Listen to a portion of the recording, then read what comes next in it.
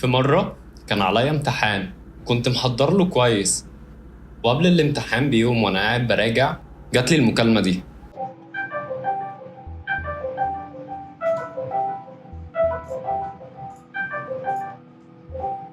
الو. الو.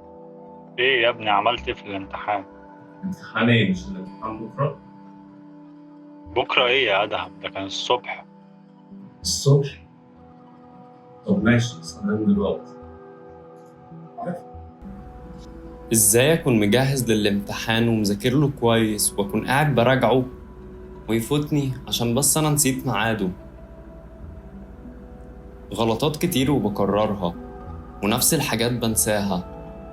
ساعتها عرفت ان المشكلة مش في ذاكرتي، المشكلة ان انا ما عنديش سيستم يحميني من الغلطات اللي بتعمل مشاكل اكبر. ومن هنا بدأت ادور لحد ما عرفت تقنية اسمها بوكا يوكا. تعال معايا وانا هقول لك التقنية دي.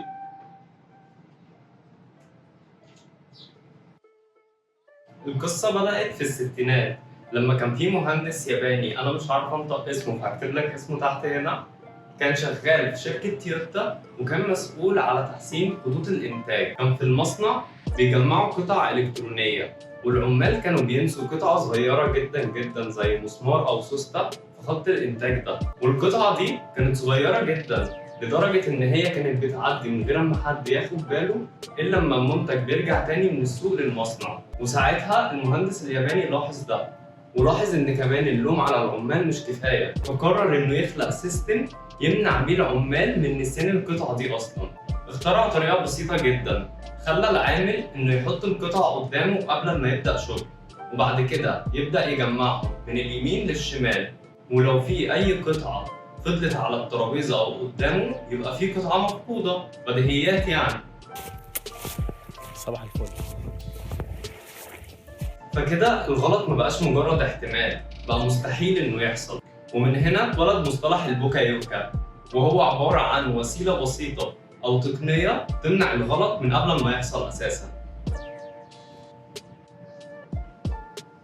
والتقنية دي إحنا بنعدي بيها في يومنا العادي، زي مثلا الميكرويف يقف أول لما تفتح الباب، أو مثلا إن ال ATM تطلع لك الكريدت كارد الأول قبل الفلوس عشان من فرحتك بالفلوس ما تاخدهاش وتمشي وتسيب الكريدت كارد. وكمان في شكل تاني من البوكا يوكا، هو إن أنت تكتشف الخطأ قبل ما يحصل، زي مثلا إن باب التلاجة لما بتسيبه مفتوح كتير بيعمل إنذار عشان يحميك من مشاكل أكبر وإن التلاجة برضه ما تبص. اللي عايز أقوله إن الغلط وارد وإن دي طبيعة بشرية، بس في نوع من الغلطات مش بسبب جهلنا، لأ، بسبب إن إحنا مش بنراجع، مش بنفكر قبل ما نقرر، وبنستسهل وبنرمي اللوم على نفسنا كأننا جهاز خربان. بس كل اللي إحنا محتاجينه هو بوكا يوكا في حياتنا. بعد موقف الامتحان ده أنا وقفت مع نفسي وقعدت أفكر هو أنا إزاي ممكن أطبق البوكا يوكا دي في حياتي؟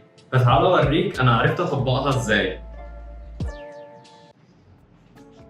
من بعد موقف الامتحان وانا دايما بقيت بعمل جدول واعلقه قصادي عشان اعرف انا عليا امتحان ايه وامتى ما اللي اتلسع من الشوربه ينفخ في الزبادي. وكمان بقيت بعمل ريمايندرز بالايفنتس المهمه اللي عندي عشان افضل فاكرها والموبايل دايما يفكرني بيها من قبل ما تيجي. انا حتى بقيت بطبق البوكا يوكا في روتين يومي، يعني مثلا انا لاحظت ان اول لما بصحى من النوم اول حاجه بعملها اني بمسك الموبايل وبقعد اسكرول فيه، فقررت دايما ان قبل ما انام اشيل الموبايل بعيد عني عشان اول ما اصحى من النوم دي ما يكونش اول حاجه انا اصحى عليها. وبقيت كمان بطبق البوكا يوكا مع نفسي. انا لاحظت ان لما ببقى غضبان او متعصب ردود فعلي مش بتبقى احسن حاجه، فبقيت متفق انا ما بيني وما بين نفسي ان لما اتعصب وانا في نقاش مع حد او في جدال ان انا اسكت خالص، وهحاول ان انا اجل النقاش ده او الجدال ده لوقت تاني لحد ما انا اهدى. انا حتى بقيت بطبق البوكا يوكا ما بيني وما بين صحابي، يعني مثلا لو في هزار هما بيهزروه مع بعض وانا مش بقبله، انا بقيت بوضح ده عشان ما يحصلش ما بيني وما بينهم مشاكل قدام. احنا مش بنتطور لما نبقى مثاليين، احنا بنتطور لما نبدأ نصمم حياتنا على قد ضعفنا. البوكا يوكا مش اختراع، هي تذكير اننا نقدر نمنع الألم من قبل ما يحصل. وانت كمان تقدر تبدأ من دلوقتي وتشوف ايه النمط اللي بيتكرر عندك وتغيره. وطبعا ما تنساش تعمل لايك وسبسكرايب للتشانل، وتكتب تحت في الكومنت ايه النمط اللي بيتكرر عندك وانت قررت انك تغيره.